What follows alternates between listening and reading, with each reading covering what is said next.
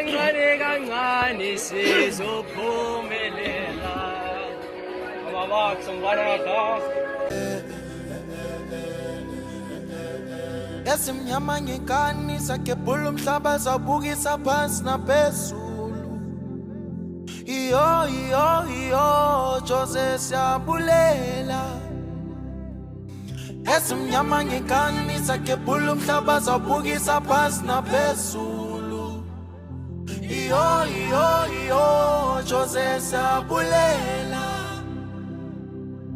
wafika eMzantsi Afrika.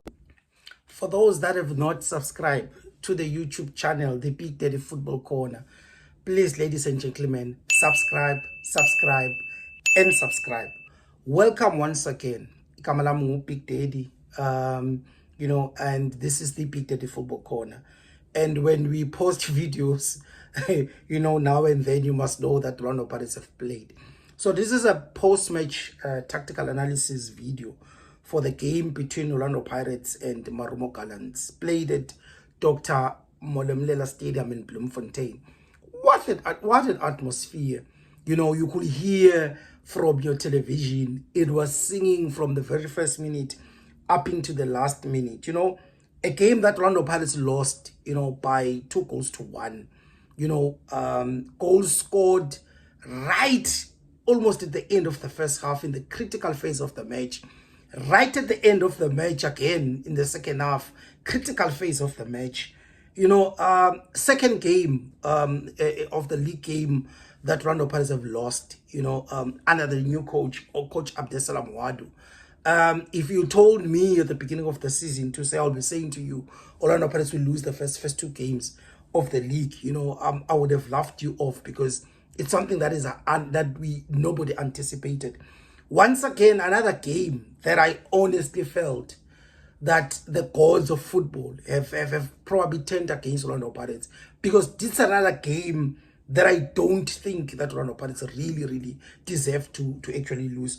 For me, it was a dominant display from the very first minute to the last minute of this game. Orlando Pirates had massive opportunities, for them to kill off the game, in the first half. It could have been 3, in the first half, including the penalty. I don't like to talk about, a referee's decision, because sometimes they go your way, sometimes they go against you, And one thing that I've mentioned in this channel was when we watch Orlando Pirates, in the preseason in Spain, I said the identity of Orlando Pirates, the base that Jose has built, Coach Abdesalam Wadu is building on top of it and just adding certain elements onto the game to perfect it a little bit, and there was a great thing. But where I will probably criticize, the coach of Orlando Pirates, for me is the playing personnel. I think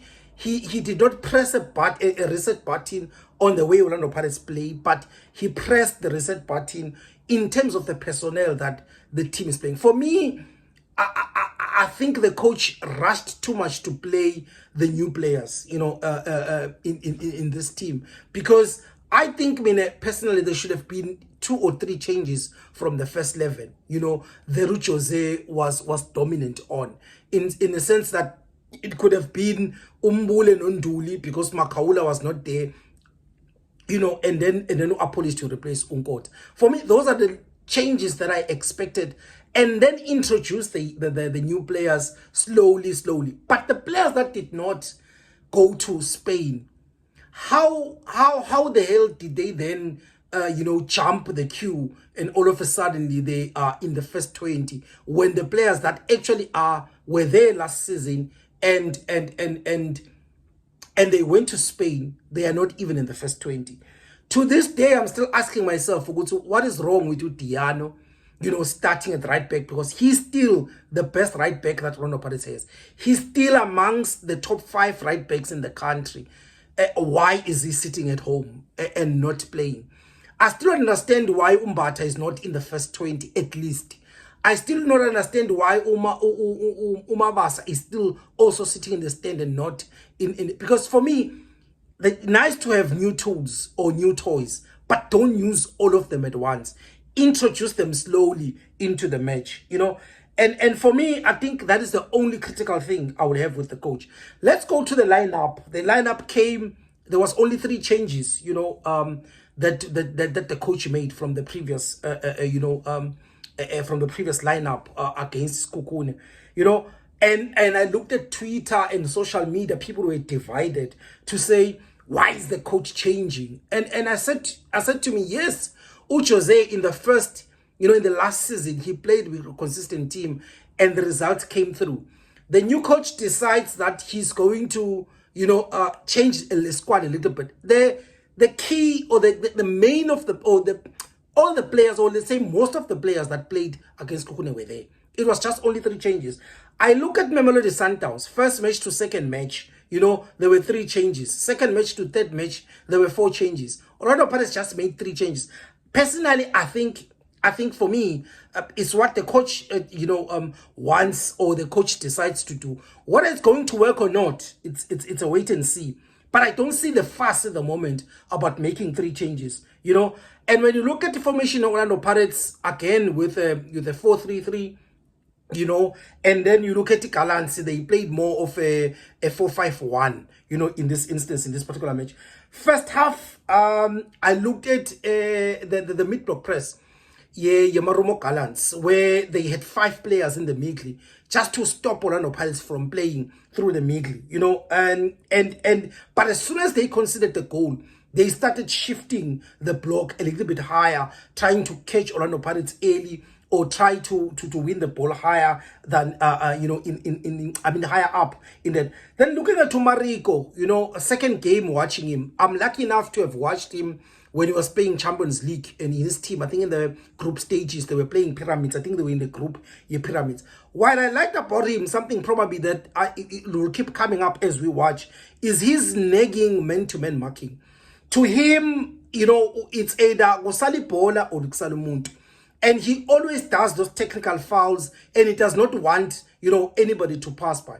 I think Umbule this season, might find it difficult, to play with or to play, because in the defensive side of the game, it's where he's found wanting, and that's where Omariko, I think he's doing well.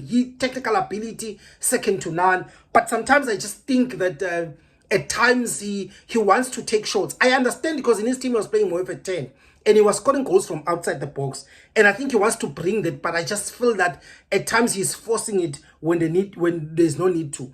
The other interesting detail was Unduli during his playing as a CDM. But if you notice, when Orlando Pirates are pressing, the opposition, especially in their own half, Unduli moves from, he moves from the block, the block, the second block. He joins the first block in terms of pressing high up, and it's a very, very interesting for me. It's an interesting detail that I noticed, and then he drops back, back into the CDM role, right? And for me, Uhoto, man, here. And sometimes it can be beautiful to watch Hoto, but it can also be very, very, very, frustrating. It was interesting again that Orlando Pirates in this match, they played with the right back high up, the left back also high up, but they were using more Uhoto on the left back as an outlet. And I think in the first half, he was receiving ball, behind that right back so many times, to an extent that the goal came from him. I think his mobility, his speed, his engine, his work rate is second to none. He's just let down by his footwork, man. If he could have an amazing control, it's not so bad, but at times his control, when he needs to control the ball and pass, the final pass, if he could get that right, if he could do those more cutbacks, those grand crosses inside the box, Orlando Pirates can eat nicely. And that goal came from that moment. And again, Tito crushing, the box as a 10, that's the Tito I want. And that's the Tito I'm always praying for. 44th minute, Marumo scored. And for me, what I found frustrating about the goal is when the ball was on the right-hand side, if you look at the far end, the right back here, it was a 2v1 inside the box. And you look at the players They were more concentrated on the central area, and all of a sudden, the right back was overloaded on the other side. And then there was other right player, I think it was Moremi, that saw that there's an overload, and he did not make the run to cover that overload. By the time he made the run, the pass was already made. And for me, that's another lapse of concentration. Again, it talks to not having a leader in that center back position, somebody who's going to control the traffic, who's a thinker, who will always be the one that will marshal the defense. I think our center back profiling, for me, it is a problem in that regard, that we lack a particular leader, even beside the fact that probably we don't have taller center backs that are good aerially, but we also lack a leader into this. When I look at the end of the first half, I just thought Orlando Pirates were playing beautiful football. The speed at Orlando Pirates, how they moved the ball, it was very quick. If you look at the chances, it was a galore amount of chances. But what I find frustrating with football is when the team loses, everybody blames the coach. And nobody thinks about the avalanche of chances that Orlando Pirates could have easily won that game by 4, even by 4 or 5 goals into that game. In the second half, my observation, I think Omar Shilwane he had a game that I felt he wanted to forget very quickly. I think in this game, it just wasn't happening for him. I mean, they were passing the ball. Ashelele Awe, he will make a forward pass by Dlalemuva. He will make, they will play a ball in front of him. It doesn't get there. He will make a touch. It goes. It was just not his game, And the right-hand side, because of he did not have such a game, I think it was dead. We do Moremi as well on the right-hand side. The right-hand side wasn't happening. That's why if you look at it, most of the time we attack using, the left-hand side. And for me, it wasn't a brainer, to see, Urele coming in and Ulokuzan, Moremi being taken out. And for me, I'm still wondering, coach Wetu, at what point did he decide that Umashilwane should be the number 1 right back? Ahead of Diano, ahead of Lebito, ahead of Shandu, ahead of Ndlozi. Yeah. But let's wait and see, right? And then the other thing that is also dividing, Orlando Pirates, I'm hearing a lot of people saying, you cannot play